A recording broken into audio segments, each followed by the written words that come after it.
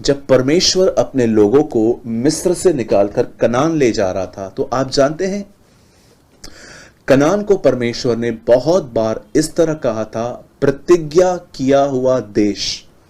English में लिखा गया है प्रॉमिस लैंड।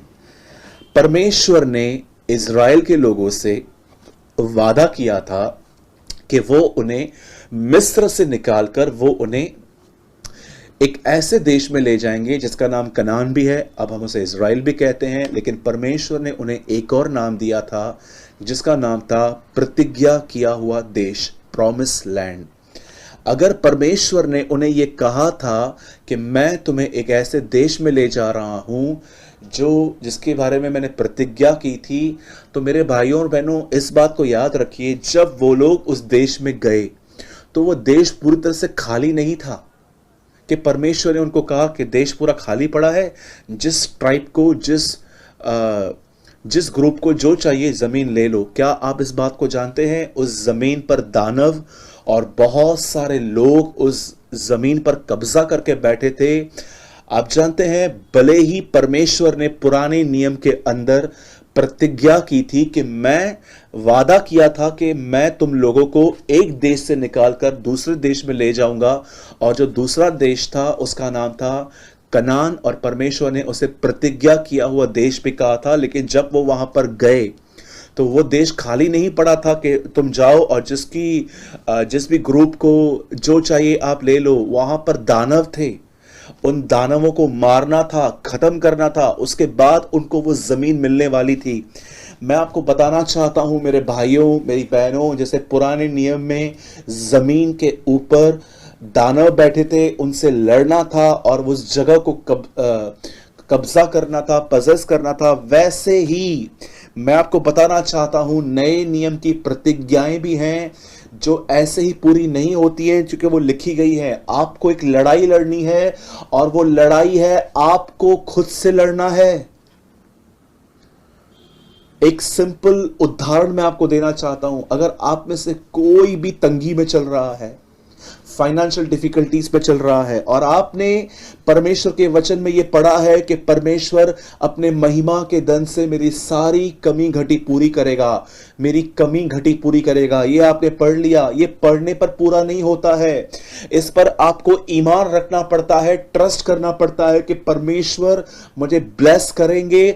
और जब आप ये वचनों पर विश्वास करते हैं तो उसके बाद आपको टेंशन भी आता है, शैतान तरह तरह की बातें आपके मन में डालता है, और आप कलाम निकालकर आप उससे लड़ते हो कि डेविल जो तू कहता है वो नहीं, लेकिन जो मुझे खुदा ने कहा है वो पूरा होगा।